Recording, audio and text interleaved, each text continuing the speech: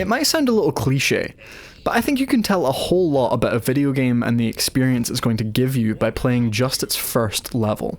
A good video game opening sets up everything you need to know about it, and it immediately captures your attention. What's more, a good beginning fills you with a degree of confidence that the developers knew exactly what they wanted to make. In the same way, I think if a game is shaky in its opening or doesn't hit the ground running, I'm always worried about what will follow. Nothing unsettles me more than a game that crams way too much into its opening and puts its opening title card 2 or even 3 hours into an experience. Usually for these types of videos, I like to look at just one example of a game that does something well, but for this video I want to try something a little different because on reflection, there isn't just one way to start a game perfectly. So for this video, in no particular order, I want to run through some of the most outstanding, successful, and distinctive video game opening sequences and explain what I think they do so effectively.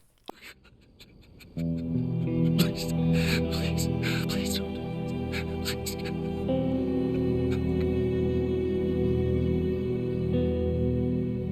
Arguably, there's no better way to start this list than by looking at one of the most heart-wrenching video game opening sequences of all time. The Last of Us is a perfect example of a game that immediately cuts to the heart of what its story is about. Straight away we open on a young girl sleeping, with our main character Joel returning home and speaking to his brother on the phone about how he can't lose his job. In mere moments we'll realise how trivial this conversation will end up being when Joel and his daughter Sarah are flung into an entirely foreign, apocalyptic world. What I love about this initial scene though is how much the game shows you without explicitly telling you. This phone call we overhear tells you everything you need to know about Joel as a character.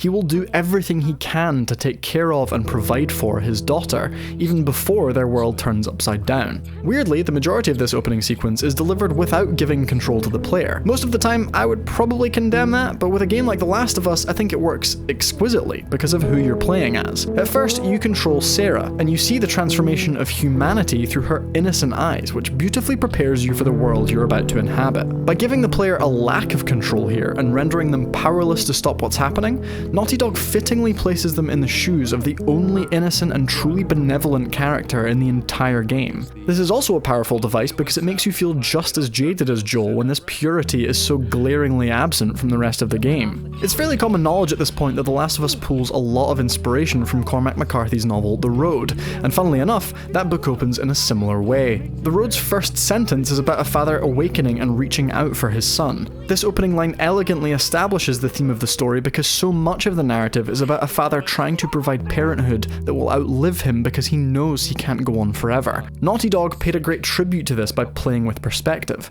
The first time the player has control in The Last of Us, i.e. the real start of the game, you play as Sarah awakening and trying to find her father. Again, this is an example of thematic establishment because The Last of Us tells us a story of a young girl trying to search for the father figure in Joel despite his reluctancy to accept her. Some clever perspective play here combined with heartbreaking mirroring in the game's final chapter makes you realise how powerful this opening sequence really is.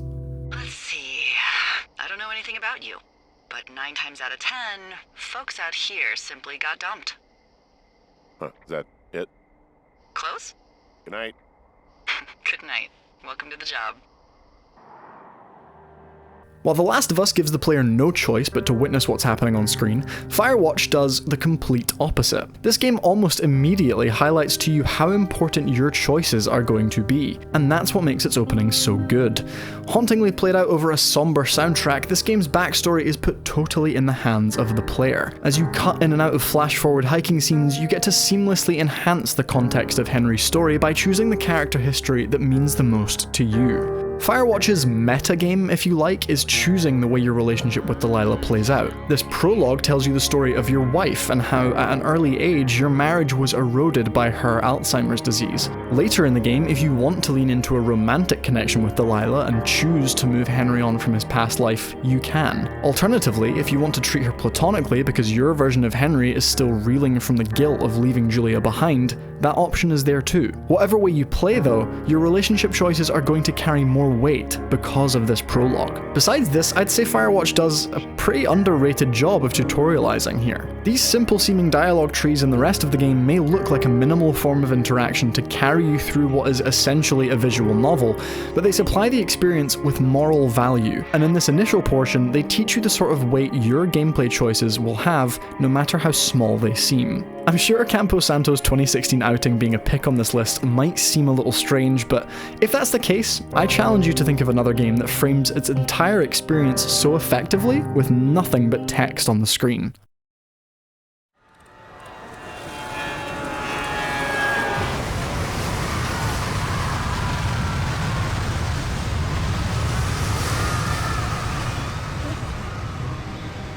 BioShock's Prologue takes an entirely different approach to establishing itself. While The Last of Us focuses on narrative themes and character arcs, BioShock emphasizes the importance of its world and its atmosphere. When a plane crashes in the middle of the Atlantic Ocean, the player finds themselves miraculously unharmed and floating near a secluded lighthouse. With nothing else around but wreckage and flames, the only option is to swim to it for refuge, and when you do, you're immediately met with golden statues and a degree of polish that seems totally out of place for a seemingly abandoned lighthouse. When you enter a bathysphere which pulls you deeper and deeper into the ocean, a projection starts to play.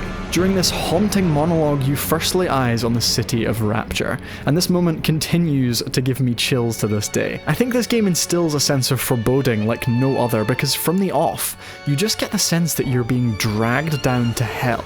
The fire that lines your path, the bathysphere that pulls you further and further down, the idolized imagery of Andrew Ryan. There's a 17th century woodcut that's called Arriving in Hell, and it depicts souls bowing at the feet of Satan and his throne. It's always reminded me of the opening of this game, because Andrew Ryan's dream to be worshipped brings to mind the hubris and tragedy from stories like Paradise Lost, Prometheus, and even Frankenstein. This prologue is also fantastic at subverting your expectations, because as ominous as it all may seem, when you first see Rapture, it looks as though it's a feat of human engineering that even mimics our own modern cities. Lights are a bright neon, businesses are plentiful, wildlife and humanity are coexisting, so the question in your mind is immediately, what went wrong here? It's all so unsettling that from that moment on, you're always cautious of what the city has in store for you, and just how deep into hell you've really descended.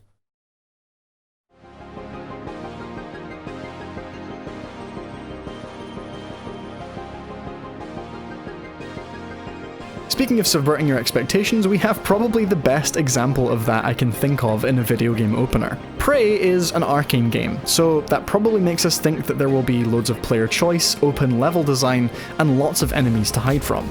On the contrary though, Prey's opening totally pulls the rug out from under you. Instead, we're met with an on-rails guided tour and level design that's actually hiding from us.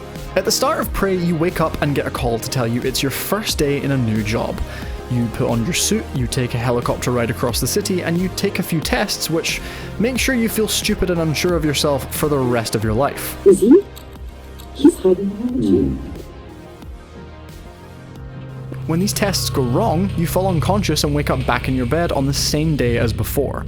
Comforted by the thought that this was just some kind of nightmare, you go about the same activities, except soon you realize your nightmare has somehow spilled over into your reality. When you meet a dead end and the only option you have is to swing a wrench at the window, you start to realize there's more to this prologue than meets the eye. So far on this list, we've looked at games that prepare the player for the experience they're about to have, but Prey's opening is so brilliant because it purposefully makes you unsure of what's really going on. The most common enemy you'll come across in Prey is a mimic, an alien that can take on the form of any prop you see. By showing this to you before it can harm you, the opening of this game takes on the form of a traditional tutorial, but it's not long before you're skeptical of the mechanics, the environment, and even yourself.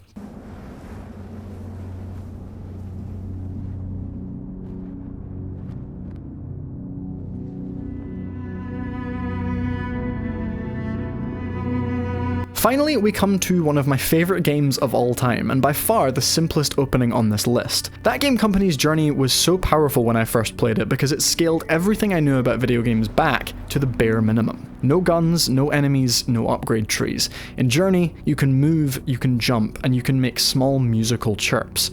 Fittingly, the opening of this game is just as minimalistic, but it still manages to convey everything you need to know. You wake up as a small, hooded figure in the middle of the desert, and the only thing you can see is a light at the top of a distant mountain. That's it. It's the simplest call to adventure you could ask for. This game is so beautifully simplistic because it presents you with one goal, and it lets you attach your own level of meaning to how important completing that goal is. I purposefully saved Journey for last on this list, because it's the boiled down essential version of what all these games do so well. Whether it's a shimmering mountain towering over the horizon, a father tenderly carrying his daughter to safety, or a path paved directly to hell. The people making these games knew exactly what they wanted us to care about, and they directed our focus to these themes from the word start. Thank you so much for watching. If you've made it this far, please drop a comment and tell me what your favourite video game opening section is. If you aren't subscribed already, please do hit that button and the bell icon to get notified, because we have more videos just like this one coming out soon. As usual, be sure to check out our podcast and social media links, which are down below. That's all for now though. I hope you enjoyed this. Thank you so much again for watching, and tune in next time.